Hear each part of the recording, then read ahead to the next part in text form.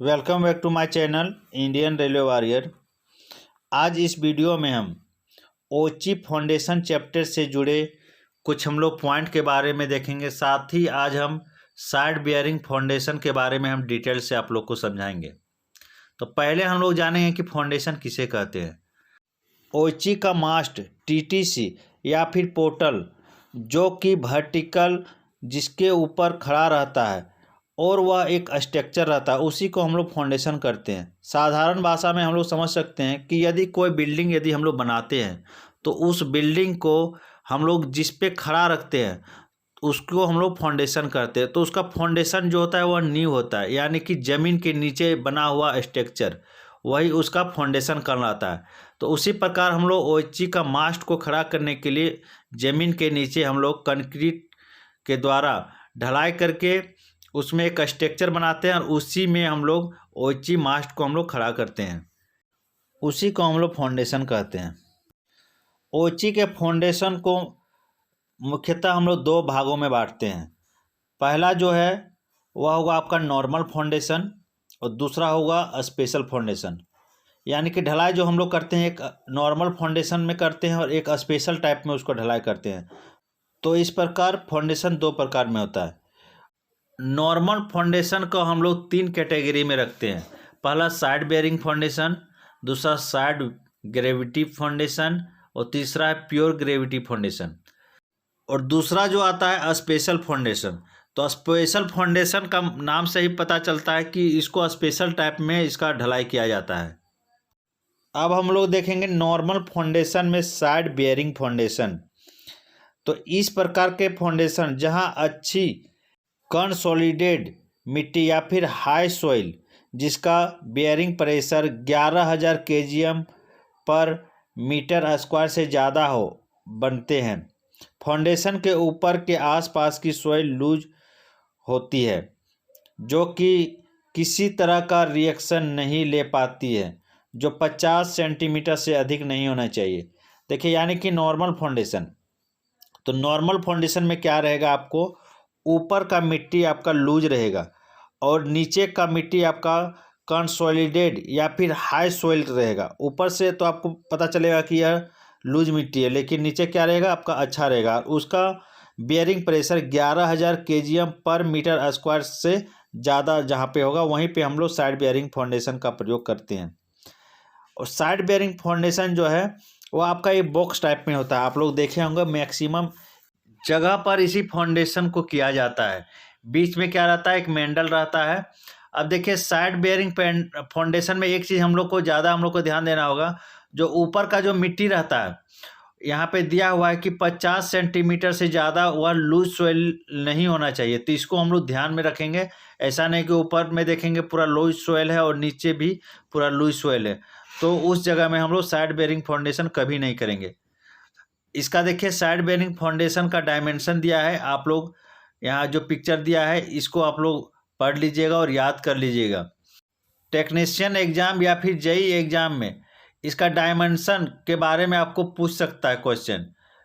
किसी किसी डिवीज़न में मैंने इस टाइप के क्वेश्चन को देखे हैं। जैसे मान लीजिए B8 का डायमेंशन के बारे में आपको पूछ देगा, तो उसका आंसर आप लोग तभी आप लोग दे पाइएगा जब आप लोग इसको याद करके रखिएगा। अब हम लोग देखेंगे साइड बेयरिंग फाउंडेशन का जो डिजाइन होता है वह किस किस पॉइंट पे वह डिपेंड करता है। तो पहला है मास्ट के बेंडिंग मूवमेंट का प्रतिरोध फाउंडेशन के बेस के नीचे की मिट्टी के साथ साथ फाउंडेशन के दोनों साइड की मिट्टी भी करती है।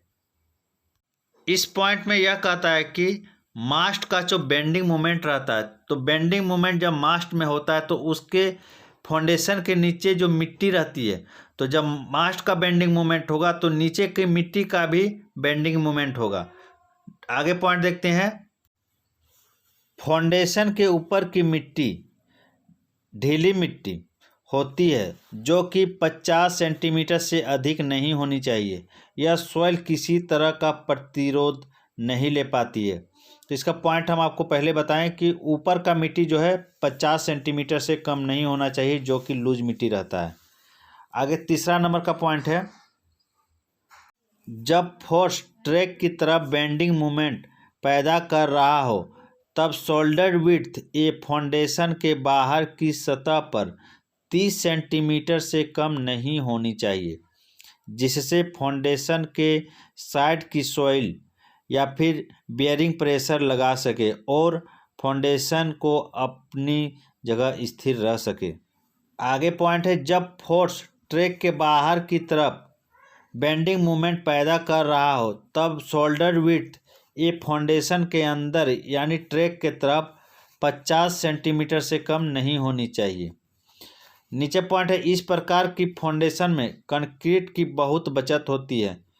15 सेंटीमीटर का कंक्रीट कुशल मास्ट के नीचे होना आवश्यक है।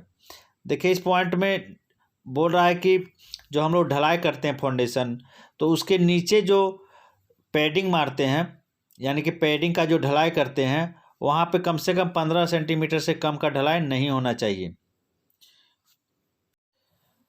नीचे लास्ट में एक दिया हुआ पॉइंट, रेल लेवल के नीचे मास्ट की लंबाई रेगुलेटेड ओएचजी में न्यूनतम 1 मीटर 85 सेंटीमीटर तथा अनरेगुलेटेड ओएचजी में न्यूनतम 1 मीटर 75 सेंटीमीटर होना चाहिए। इस पॉइंट में यह है कि रेगुलेटेड ओएचजी का जो मास्ट रहेगा वह रेल लेवल से 1 मीटर 85 सेंटीमीटर से कम नहीं होना चाहिए और अनरेगुलेटेड ओएचजी का जो मास्ट रहता है वह 1 मीटर 75 सेंटीमीटर से कम नहीं होना चाहिए। अब हम लोग आगे देखेंगे साइड ग्रेविटी फाउंडेशन के बारे में। तो इसका देखिए दिया हुआ है, इस प्रकार की फाउंडेशन जहां अच्छी कंसोलिडेट या फिर हाई सॉइल जिसका बेयरिंग प्रेशर 10,000 kgf पर मीटर स्क्वायर से ज़्यादा हो लेकिन एम्बैंकमेंट की चौड़ाई निर्धारित मान से कम हो। इसमें कहता है कि जहां फाउंडेशन करना है वहां अच्छी कंसोलिडेट और हाई सॉइल हो, जहां पे उसका बेयरिंग प्रेशर 10,000 kgf पर मीटर स्क्वायर से ज़्यादा होना चाहिए।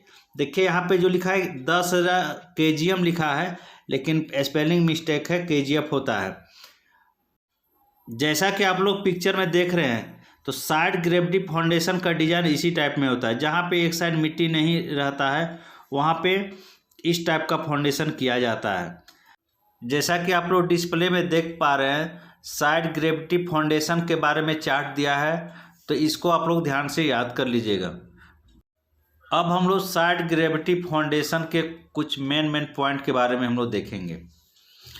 तो पहला जो है वह है मास्ट के बेंडिंग मोमेंट का प्रतिरोध फाउंडेशन के बेस के नीचे की सॉइल के अलावा फाउंडेशन की एक ही साइड की सॉइल करती है। जिस साइड की एम्बैंकमेंट निर्धारित मान से कम होती है वो साइडिंग बेंडिंग मोमेंट का प्रतिरोध नहीं कर पाती, इसलिए उस साइड बेस की चौड़ाई बढ़ा देते हैं।